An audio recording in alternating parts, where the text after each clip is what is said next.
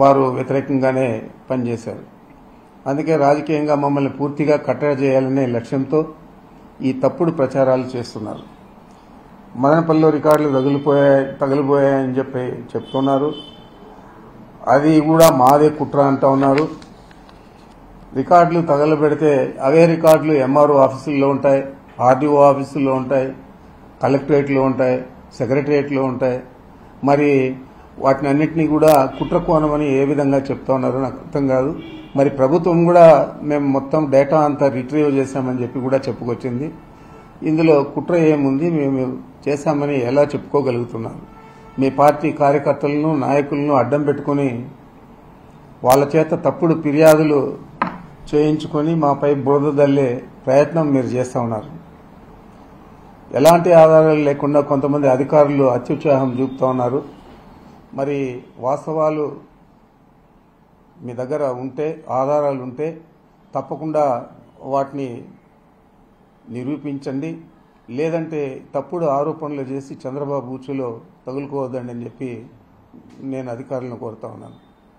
తప్పుడు పనులు చేయాల్సిన అవసరం నాకు కానీ మా కుటుంబ సభ్యులకు కానీ అవసరం లేదు.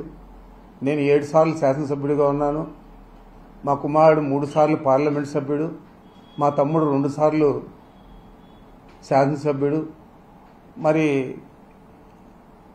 ప్రజాదరణ అభిమానం ఉంటేనే ఇన్నిసార్లు రాజకీయాల్లో కొనసాగుతామని చెప్పి వారికి ప్రత్యేకంగా చెప్పనక్కర్లేదు.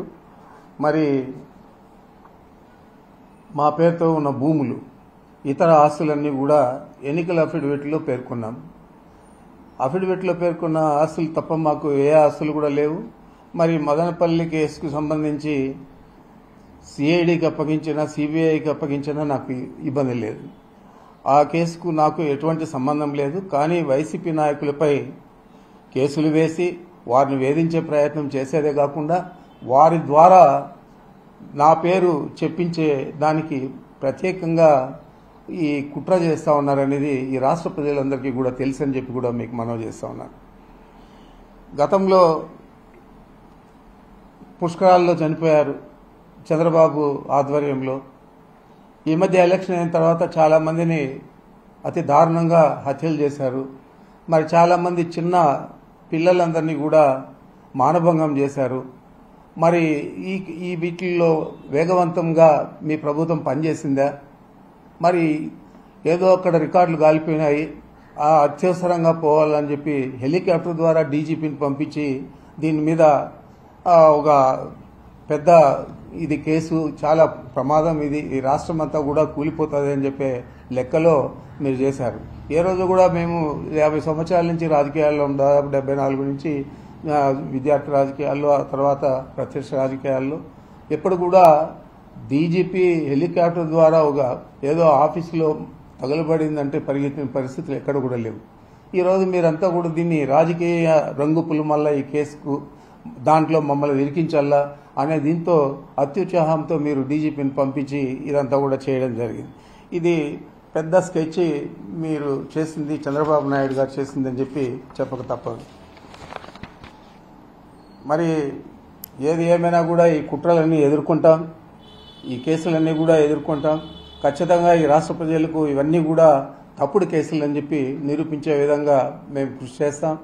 మరి దారుణంగా ఈ 10-15 రోజులు కొన్ని మీడియా ఛానళ్లు, కొన్ని పత్రికలు అతి దారుణంగా క్యారెక్టర్ అసోసినేషన్ చేసి మమ్మల్ని అందరినీ కూడా రాజకీయంగా భ్రష్టు పట్టించే విధంగా మాట్లాడిన తీరు, అక్కడ జరిగిన డిబేట్ల తీరు అంతా కూడా మేము నిశ్చితంగా పరిశీలిస్తూ ఉన్నాం.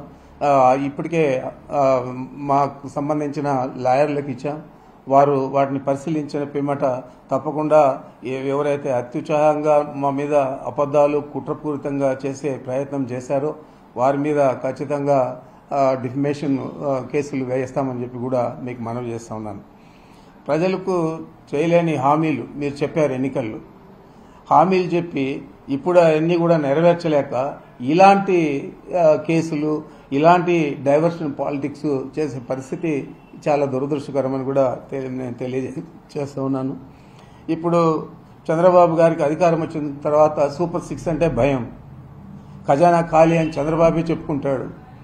రాష్ట్రంలో 10,000 కోట్లతో ఆ రోజు జగన్మోహన్ రెడ్డి గారికి అధికారం ఇస్తే ఆయన చెప్పిన హామీలన్నీ తూచా తప్పకుండా నెరవేర్చారు. ఈరోజు 1,000 కోట్లతో మీరు అధికారంలోకి వచ్చారు. మరి మీరు కనీసం ఖజానాలో డబ్బులు లేవని చెప్తున్నారు తప్ప మీరు సాకులు ఎత్తుక్కుంటా ఉన్నారు. మీరు చెప్పిన హామీలు నెరవేర్చడానికి తప్ప ఇంకా ఏది కూడా చేయడం లేదు. ప్రజలందరూ ఇవన్నీ కూడా గమనిస్తూ ఉన్నారు. తప్పకుండా మీ సూపర్ 6 ఏ విధంగా మిమ్మల్ని ఛిద్రం చేస్తుందో రాజకీయంగా తొందరలోనే తేలుతుందని కూడా నేను చంద్రబాబు మనవి చేస్తా ఉన్నాను.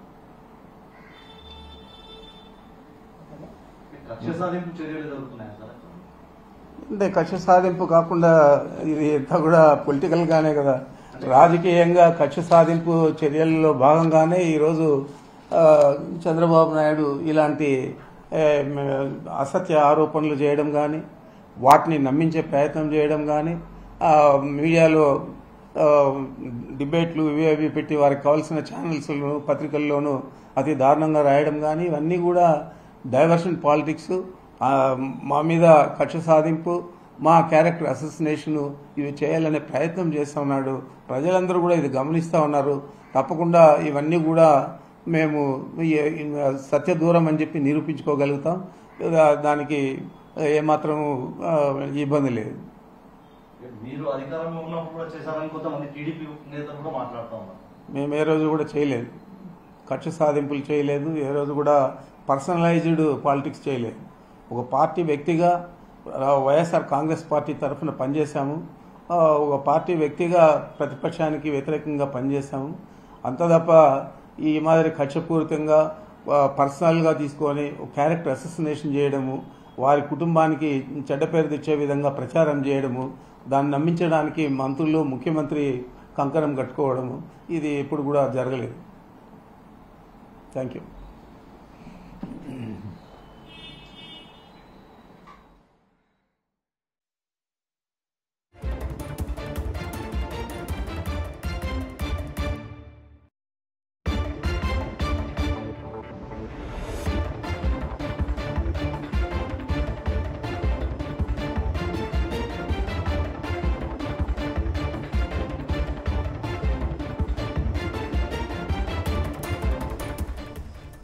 మాజీ మంత్రి పెద్దిరెడ్డి రామచంద్రారెడ్డి, మదనపల్లిలో ఉన్న కేసుకు నాకు ఎలాంటి సంబంధం లేదు. రాష్ట్రంలో వైఎస్ఆర్సీపీ నాయకులే టార్గెట్గా ఏ రకంగా దాడులు చేస్తున్న విషయం యావత్ తెలుగు రాష్ట్రాల ప్రజలే కాదు, దేశం కూడా చూస్తోంది. సో ఇదే అంశంపై మా నాయకుడు వైఎస్ జగన్మోహన్ రెడ్డి దేశ యావత్ దృష్టికి తీసుకెళ్లే ప్రయత్నం కూడా చేస్తున్నారు. అయితే ఖచ్చితంగా ఇది ప్రభుత్వంలో ఉన్న కూటమి ప్రభుత్వం ఏదైతే ఉందో వైఎస్ఆర్సీపీ నాయకులను అలాగే నేతలను కావాలనే వారిపై దుష్ప్రచారం చేస్తూ ఏ రకంగా అయితే మెలైన్ చేస్తున్నారో వాళ్ళ రెప్యుటేషన్ ఆయన మీడియాతో మాట్లాడుతూ చెప్తున్నారు. ఏ ప్రభుత్వం ఏ దర్యాప్తు సంస్థ అయినా విచారణ చేయించుకోవచ్చు, మేము సిద్ధంగా ఉన్నామంటూ. అలాగే వైఎస్ఆర్సీపీ నాయకులు టార్గెట్గా చేస్తున్న ఈ దాడులను ఆయన ఖండిస్తూ ఉన్నారు. కావాలనే వైఎస్ఆర్సీపీ నేతలపై దాడులు చేస్తూ ఉన్నారు, వారిపై దుష్ప్రచారం కొనసాగిస్తున్నారు అంటూ. మదనపల్లిలో కేసుకు నాకు ఎలాంటి సంబంధం లేదు, అయితే ఫైళ్ళు మేమే దహనం చేసాం లేకపోతే నాశనం చేసామంటున్న వాళ్ళు అవే ఫైల్స్ ఖచ్చితంగా ఎంఆర్ఓ ఆఫీస్లో ఉంటాయి, కలెక్టరేట్లో ఉంటాయి, సచివాలయంలో కూడా ఉంటాయి. వాటిని వెలికి తీసి వాస్తవాలు బయట పెట్టాలి అంటూ పెద్దిరెడ్డి రామచంద్రారెడ్డి మీడియా ముఖంగా మాట్లాడుతూ ఉండడం చూసాం.